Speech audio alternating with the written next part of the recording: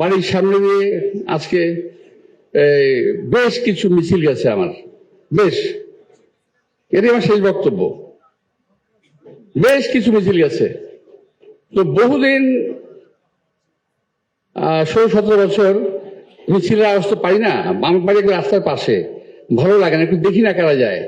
তো খবর নিলাম যে ওখানে আওয়ামী লীগের ভালো ভালো মিছিল যাচ্ছে। আপনারা বিশ্বাস করতে পারেন, নাও করতে পারেন, কথা বলা দরকার, বলে দিলাম। আজকে গতকাল দেখলাম আরেকটা দলের পথযাত্রা, নাকি পদযাত্রা, না পদযাত্রা কর্মসূচি, ওখানেও আওয়ামী লীগের নেতৃবৃন্দকে দেখা গেছে। ছবি আসছে, আমার বক্তব্য না ভাই, পেপারে ছবি আছে।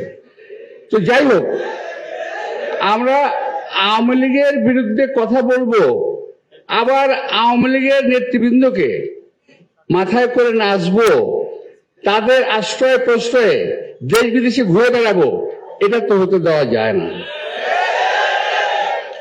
তাই প্রিয় ভাইরা, আমাদের এখন থেকে মনে রাখতে হবে, আমার যে ভাইয়েরা রক্ত দিয়েছেন, যে বোন বিধবা হয়েছেন, যে মা তার সন্তানকে হারিয়েছে, আমার যে ভাইয়েরা এখন মতো আমরা বেঁচে আছেন, আমাদের মাথায় রাখতে হবে সামনের দিনগুলো কিন্তু খুব ভালো আসতেছে না।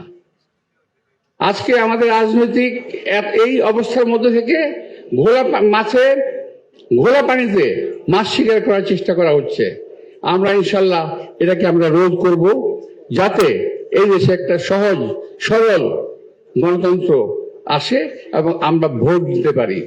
আমি বলছি না বিএনপিকে ভোট দিয়ে জয়যুক্ত করেন, আমরাই ক্ষমতায় যাব, এমন কথা আমার নেতা বলে নাই, আমরা অ্যাক্টিং চেয়ারম্যান বলে নাই, আমরাও বলছি না। কথা হলো যে একটা নির্বাচন আমরা চাই, ভালো একটা নির্বাচন, যে নির্বাচনের পরে দেশের সব মানুষ ঐক্যবদ্ধ হবে, একসঙ্গে হয়ে কাজ করে দেশটাকে এগিয়ে নিয়ে যাবে। একটা বিশেষ গোষ্ঠী দাবি করেন যে এটা তাদের আন্দোলনের ফসল, আজকের বর্তমান যে অবস্থাটা। আমি এটা কিছুটা স্বীকার করব, তবে পুরোটা নয়। আমার সেই ভাইরা যখন রাস্তায় হুচট খেয়ে গেল এবং তাদের মোটামুটি এক কথা বলতে গেলে, যদি খারাপ ভাষায় বলি, সেটা হলো পাততাড়ি ঘুরানো হয়ে গেছে।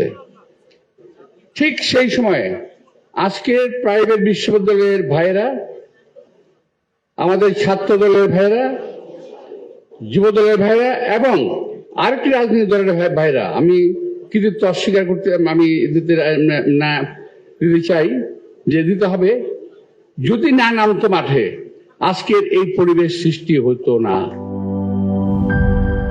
বেশি পাকা টমেটো আর সিক্রেট রেসিপির কম্বিনেশনে তৈরি প্রাউন সসের বস।